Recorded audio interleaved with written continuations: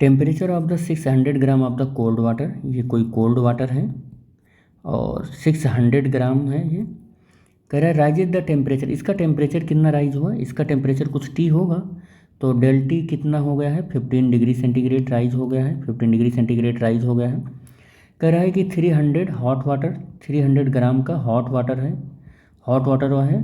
जब इसके साथ इसको मिलाया गया, देखो temperature 600 gram of cold water का टेम्परेचर 15 डिग्री सेंटीग्रेड राइज हो गया जब 300 ग्राम आपके हॉट वाटर में मिलाया गया जिसका टेम्परेचर 50 डिग्री सेंटीग्रेड है।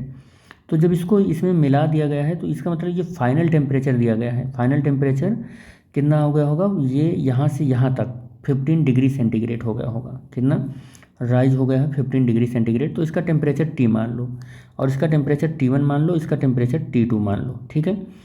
तो इसने हीट को क्या किया होगा, गेन किया होगा, हीट को इसने गेन किया होगा क्योंकि ये कोल्ड वाटर है, और ये हॉट वाटर है तो इसने हीट को क्या किया होगा, लॉस किया होगा क्योंकि ये हॉट वाटर है।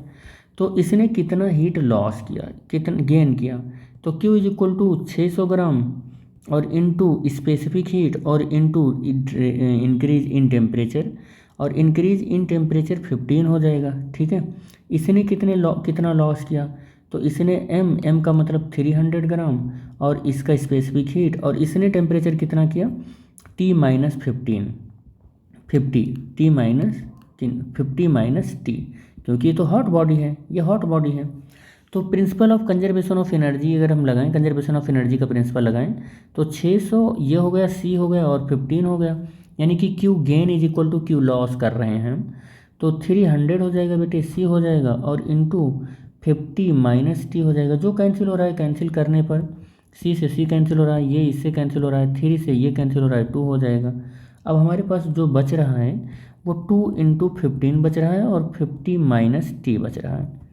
तो ये हो जाएगा 30 और ये हो जाएगा 50 माइनस T, और T को इधर ले आएंगे 50 माइनस 30 और T is equal to 20 degree centigrade आ जाएगा। सारा 20 डिग्री सेंटीग्रेड में है ना, तो T is equal to 20 degree centigrade हो गया। अब इसका rise in temperature 15 degree centigrade है और ये T हो गया है, ये इसको आप क्या मान लो, इसको आपने T1 माना है। तो अब देख लो डेल T इज इक्वल टू कितना है 15 डिग्री सेंटीग्रेड है, और डेल T का मतलब हो गया T minus T1 is equal to 15 degree centigrade. इससे और इसमें आने में, इस फेज में आने में 15 डिग्री सेंटीग्रेड का टेम्परेचर चेंज दिख रहा है।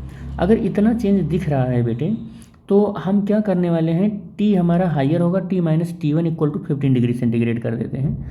तो हम T यहाँ पर रखेंगे कितना 20 डिग्री सेंटीग्रेड और minus T1 is equal to 15। तो T1 इज इक्वल टू क्या हो जाएगा, T1 इज इक्वल टू हमको क्या दिखने वाला है, T minus T1, T minus T1।